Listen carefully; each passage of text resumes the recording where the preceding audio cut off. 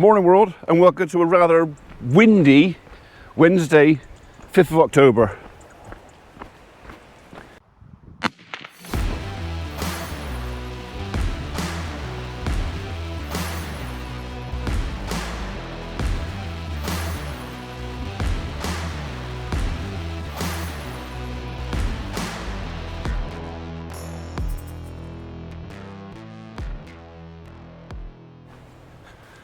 Okay, so who remembers the clever bloke who yesterday went through and cleverly diagnosed the fault with the Mustang and got it going again? Remember him? I remember him. Once again, he wasn't as clever as he thought he was going to be. So I came back out last night just to push up the wood chip heap and stuff like that, and it did it again. It would not start. I have had all the electronics up in there apart. I've had all the electronics under the seat apart. I've had all the electronics in the engine bay apart and put that together. Turns over, spins over. I can hear the fuel pump going, so the fuel pump's live. Will not start. So yesterday's thing when I took all the switches out, which I repeated all that again, no. Nothing. So I've got the engineer come in this morning to look at it. He put his various testers on it, things that I don't have, and see if he can find where the fault is and work out if it is an electrical fault or a fuel fault. I don't know which it is. It's one or the other.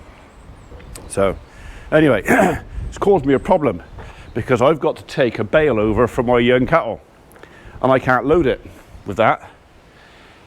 On top of that, I can't take it with that because that's out of MOT. It's being serviced in MOT tomorrow, but strictly speaking I can't use that today. So today we've got to load with that and take it with that.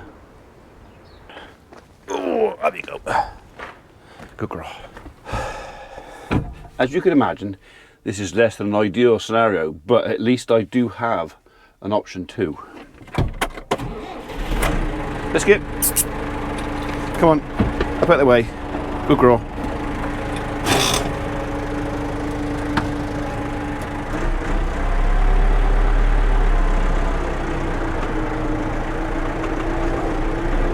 Yeah, brother rang me up last night. He said, cattle need a bale. I said, lovely, I'll bring it over in the morning.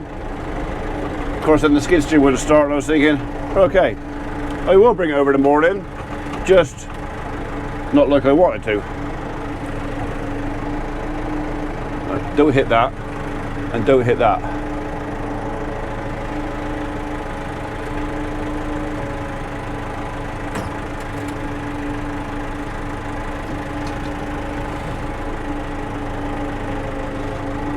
So yeah, not a brilliant start to the day, although it could be a lot worse. I could not have a different truck, and I could not have a tractor with a loader on, because there's no way I'm putting that bale on by hand.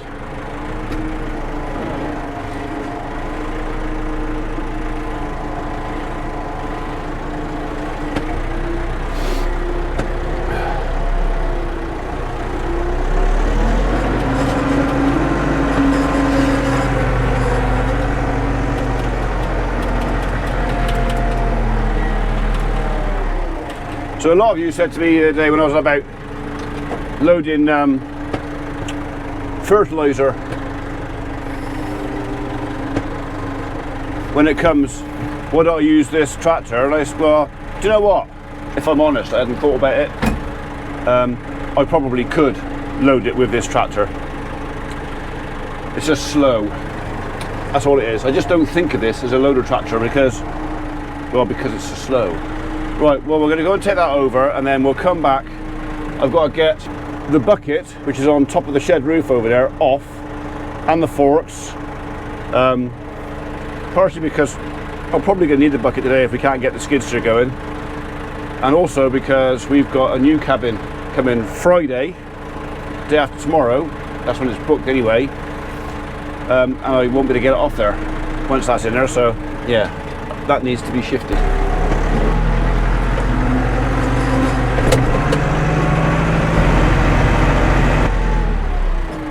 That'll do. Right, we're going to strut that bale on. Have a bit of breakfast. And go. You ready?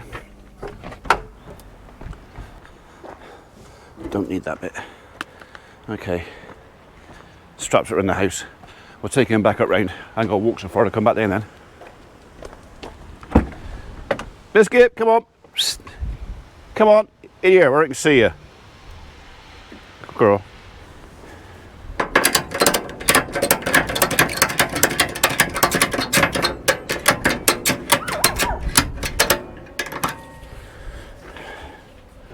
What have you seen? Oh. Psst. Biscuit, come here. Leave him alone. Biscuit! So someone's walking their dog on the common. Usually when they walk the dog on the common, our dogs are shut in. But, excuse me. Come on. Leave her alone. Get in there. Go on. Anyway, that's on there. Normally I would put a bale right up the front and strap it to the front, but because of the weight of the cab on this thing and the wheels being back so far, I wanted the weight of the bale back a little bit. Going into the farm to deliver this slightly uphill. I want as much traction, i.e. weight, on those wheels as I can, so the bale is back a bit. On the way out, it's a bit more downhill, so I should be okay anyway. I mean, this thing should come in and out of there no problem, but sometimes the weather over there is different to the weather here. Dry here, it could be slick, raining a lot over there. Come on, you, back in here. Biscuit, get in. Okay. Neighbours are going to wonder what's going on. They'll be, oh, do you know, I wonder if I get a phone call saying, Ian, there's a bunch of rows with crikeys out in your field in a truck. And I'm going to go, no, it's not crikeys, it's me. I'm out there. It's my crikey truck. Oh, that's okay then. Well, we'll just see if that happens. Oh, she's crumb hunting down here. So I'm sure my lads sometimes just miss their mouths when they're eating. So yeah, dog's got to come in and do her vacuum cleaner impersonation. Well, better that than having mice in here, I suppose. Right then, next stop to the farm. I've said it before, and I'll say it again. I really like driving the Transit. This is way more comfortable than my Land Rover.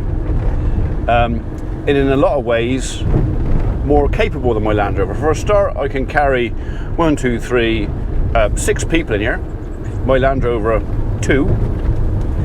I can carry 1.2 tons on this thing. My Land Rover about 1.1. It's better on fuel. It's quieter. The heaters are better. The radio is better. Not that I use radio very much.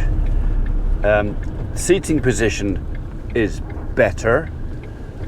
The steering on this, well, the turning circle on this isn't actually any better than my Land Rover. This is a long wheelbase Transit, so I would imagine that in comparison, although it's probably 25-30% longer than my Land Rover, it's probably got about the same turning circle. But the only thing this thing can't do that my Land Rover can is cross country, off-road, and possibly towing. I think I could only tow about 2.7 tons with this legally, whereas my Land Rover will take 3.5. I say it'll pull 3.5 tons. Not saying it really likes it. The 90 is an okay towing vehicle. The 110 is a slightly better towing vehicle. If you want to tow anything with a Land Rover and you've got a choice of wheelbase, then go with the 130. The longer wheelbase is a far better towing vehicle. So anyway, I don't know quite where that subject came from. That all just sort of dribbled into my head, and I basically said what I thought, which is about normal for me. So I have to be very careful what I think sometimes. Something else that's just popped into my head, and this is to do more with my Instagram account. I don't know if anybody else suffers this, but I keep getting messages aimed at Kitty from my cat that I don't have, offering me all these things for Kitty, stuff for my cat that, you know, perhaps I could show you all on my YouTube channel. I don't have a cat, I have a dog. I'm a dog person, not a cat person. So I know this is probably an automatic thing that's just sent out to everybody with more than X amount of blinking subscribers. Oh, he's got more than 1,000 subscribers, we'll send him, they'll just automatically get it. I don't have a bloody cat, all right? Stop sending me this stuff. So, and the other thing, on Instagram, I keep getting people subscribe to my Instagram, and their picture is normally involves breasts. Normally, no, that bit. Kind of look at my breasts. Look how beautiful I am. So I always click on those thumbnails, not to look at the dirty pictures, but just to check them out, because most of them, not all, some of them are, I won't say they're tasteful, but they're kind of, yes, that you are a busty lady, but you're covered up, and the rest of the stuff on your channel is kind of okay. You seem innocent enough, so you can stay for now. But anything that goes onto my channel that is like, look at my private videos and look at this, they're gone, and they're blocked for life. They're just gone. So if you watch my channel and you think you're going to go onto my Instagram and you think you're going to go fishing for lonely old blokes or dirty old men on my channel, don't bother, because the second I find you, you're out of there, you're gone. I don't want it. Okay, I don't want it. If somebody out there wants to find that sort of thing, it's not difficult to find. They can go look for it themselves. You are not advertising it on my channel. All right, and I've said it before to other folks. Normally within the first hour and a half of a video uploading, you get these 18 plus comments. Oh, I really like what he says, and I really like what he does, and isn't he fantastic, and isn't he wonderful, and by the way, you can look at my channel and look at me with no clothes on. Same goes for you. You're gone. You're out of there. And if perchance I don't see it and you do, you have my full authority to report it. Okay, anything porn, gambling, harmful in any way, report it. Do it on my behalf. I'd be grateful for it. Get rid of it. I don't want it. I want this to be a nasty content free channel on YouTube, and the same on my Instagram. I was talking to my wife last night actually, because I had another two last night I deleted, and it's got to the point now where it's almost laughable, and I'm showing my wife these people. It's probably not even a woman, it's probably a dirty old man who's, you know, just got some photographs of some bird somewhere who's been silly enough to let him take pictures, or he's nicked them from somewhere else. And this, you get this picture of this individual, and then you look at the text and you go, there's just nothing left to the imagination at all. So I reckon about 2 a day I delete off my channel, off of YouTube, sorry, off of Instagram. About 2 a day, on average. Some days I'll have none, some days I'll have 6 or 7. I don't want it. I don't want it. So anyway, I'll get back off my soapbox again now, and we'll continue our nice, smooth, comfortable, warm journey to Tiller Farm, and we'll deliver this bale. And we're not going to get stuck. I'm determined. Not going to get stuck. And hopefully, when I get back to the farm, I'm going to find Mr. James in the barn, smiling at me because he's fixed the Mustang.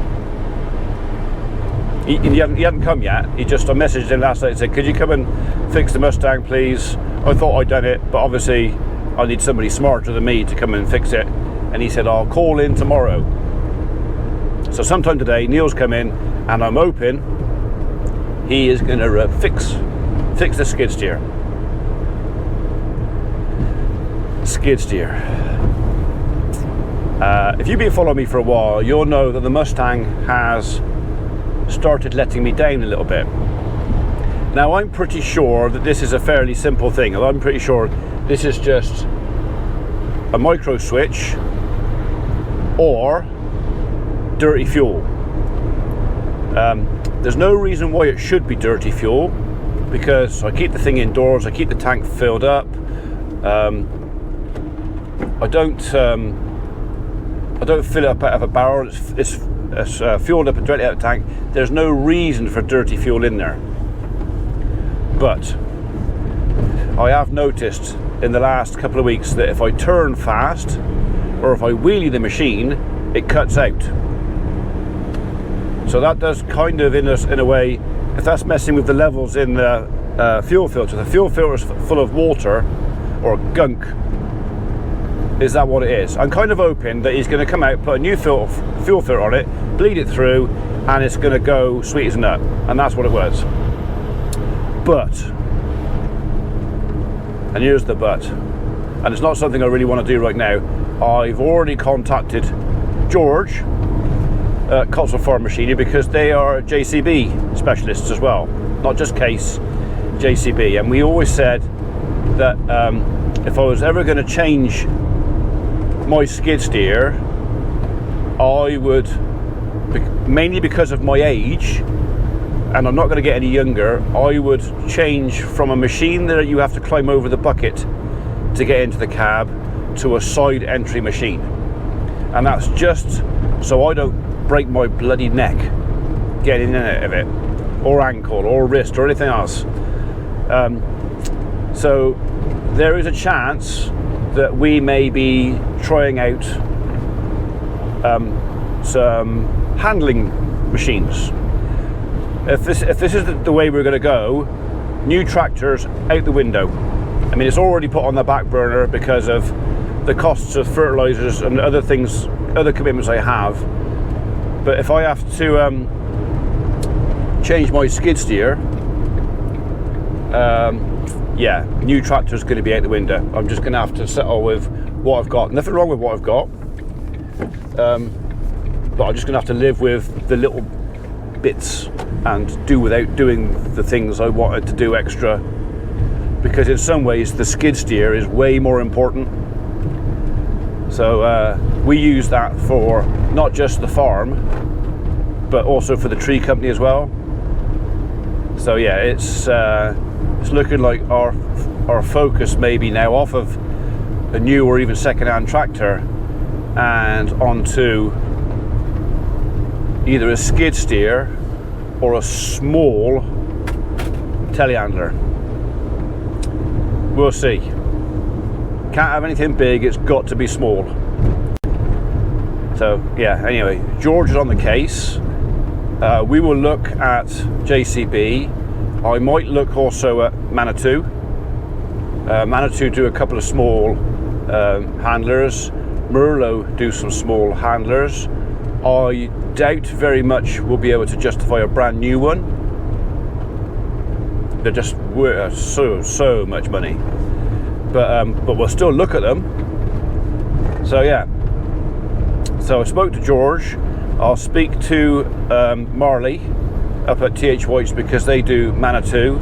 I'm not sure. I think Chandler's do Merlot. So yeah, so maybe a whole new raft of machinery tests coming up on handlers, and it'll be handlers specifically for what I want to do. So yeah, not looking forward to paying for something like that. But I was thinking about it last night. There's only one real problem, three problems with my skid steer. First one is it's becoming unreliable. I think it just needs to go into a workshop somewhere and be gone right through, and then it'll be fine. Two, because it's a skid steer and all of my yards are stone, it does tend to chew the yards up. And three, what was the third one? Oh yeah, access, getting in and out. Right now, I can jump in and out of the skid steer, no problem at all. Easy peasy. But in the winter months when it gets slippery and a bit, I have, on occasions, slipped off the bucket climbing in and gone down between the bucket and the machine. So, touch wood so far, I've never hurt myself. But I'm not getting any younger. So, I don't know. There's still a chance that the thing I stopped, or the process of buying a tractor for, there's still a chance that's going to happen. I don't know. Yeah, I'm in a bit of a spot here where I could buy a skid steer or a little handler. I could do that, but it is a piece of land. If the piece of land that I want comes up,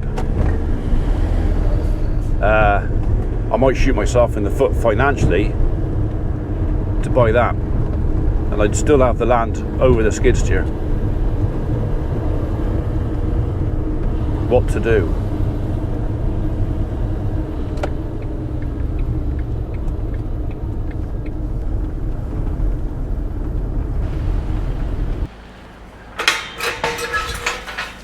Well, I'm pleased to report it's not wet.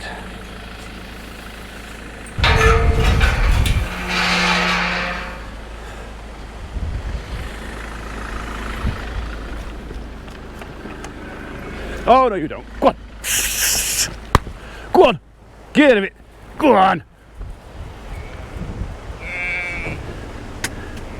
Sheep don't want to be here anymore. That little scraggly thing wants a blinking bullet in it. I always seem to get one scraggly lamb every year, and that one's definitely not getting any better. There's a time when you go, right, call it quits. Time to go. Where are the cattle? Where are the cattle? Oh, they're there. It's all right.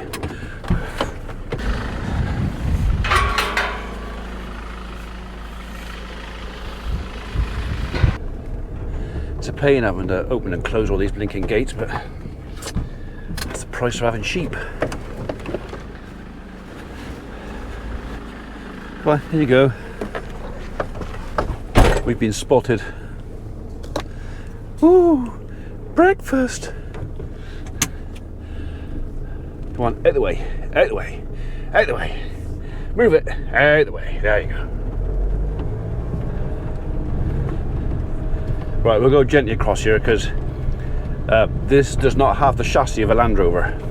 This has the chassis of a Ford Transit, which is okay, but it's not the chassis of a Land Rover.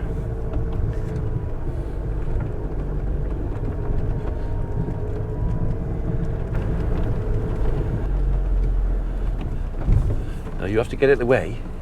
You have to get it the way, move it. So what I think I might do is actually bring the bale forward today, over here. Just give the ground a bit of a rest.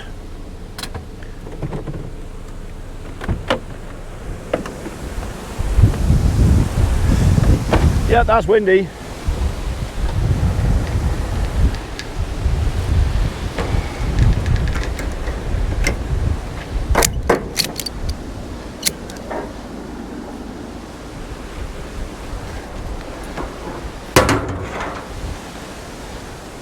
It's coming, all right? Patience.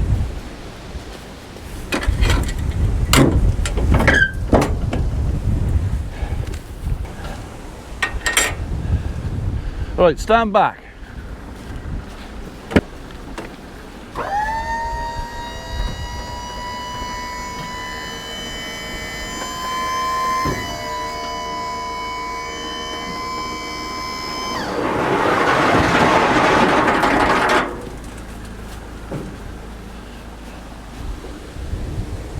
Perfect. Leave it alone. Leave it alone. Oh, they're not going to leave it alone, are they?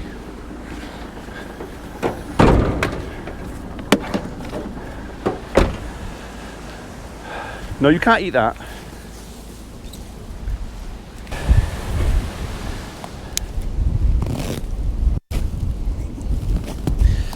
Come on, get out of it. Move it. Move it. Get back. Back out of it. Go.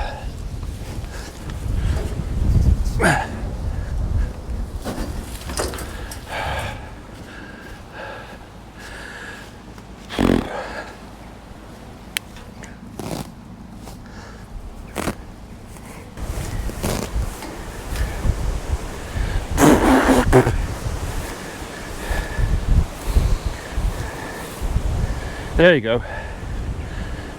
Oh, let's have that bit out there. Always a bit left in the bale. I don't know why, but there always is. Right, that's them fed.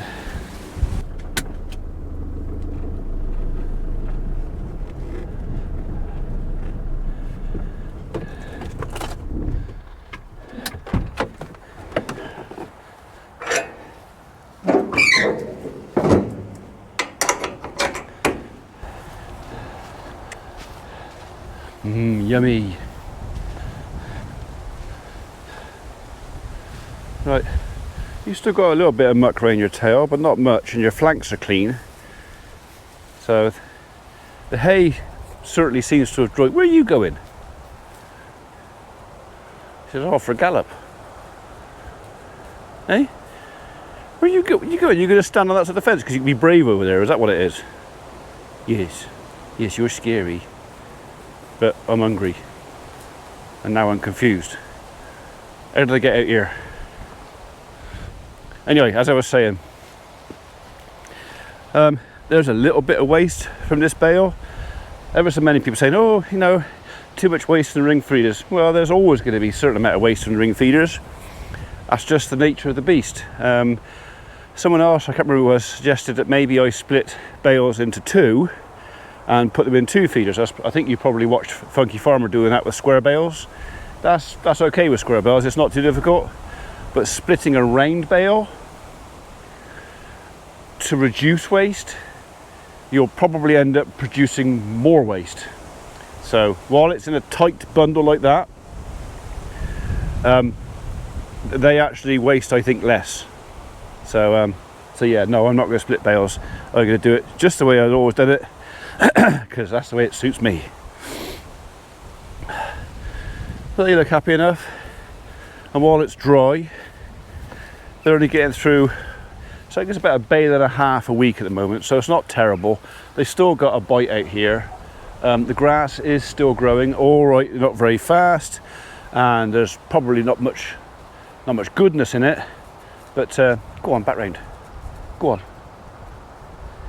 Yeah, as far as nutritional value, it's not fantastic, but to be honest, at this time of year, these young stock, I'm not forcing anything to grow faster than it needs to grow.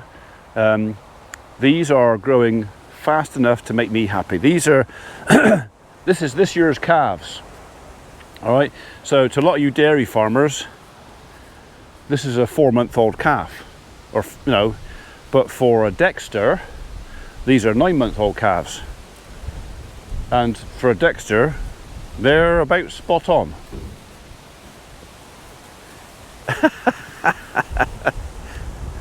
I get a funny feeling this is a game. Is this a game?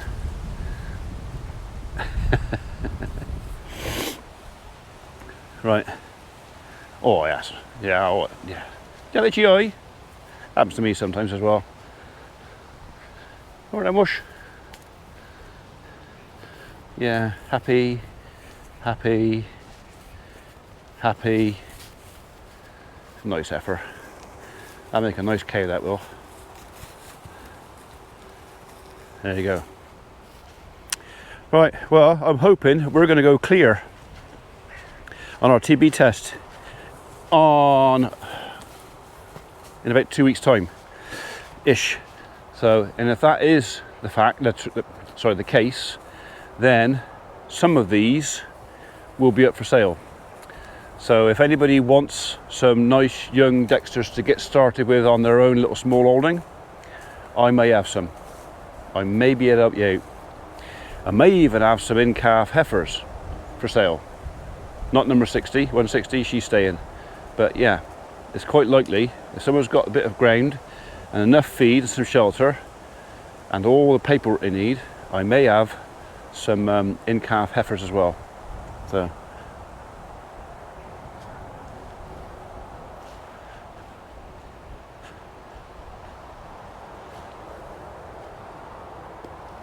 boo! What's up with you? Hey? Go on, go with your mates. Why are you flighty today? She's not usually like that.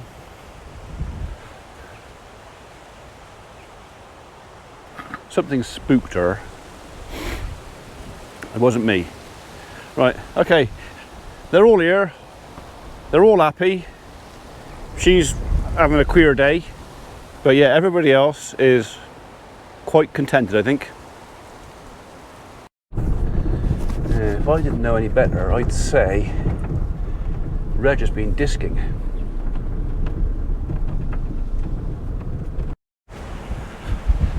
Sheep are all right. I'll just check their block while I'm here. I might as well. Oh yeah, they still got some left. That's all right. Hello, darling. Hello, darling.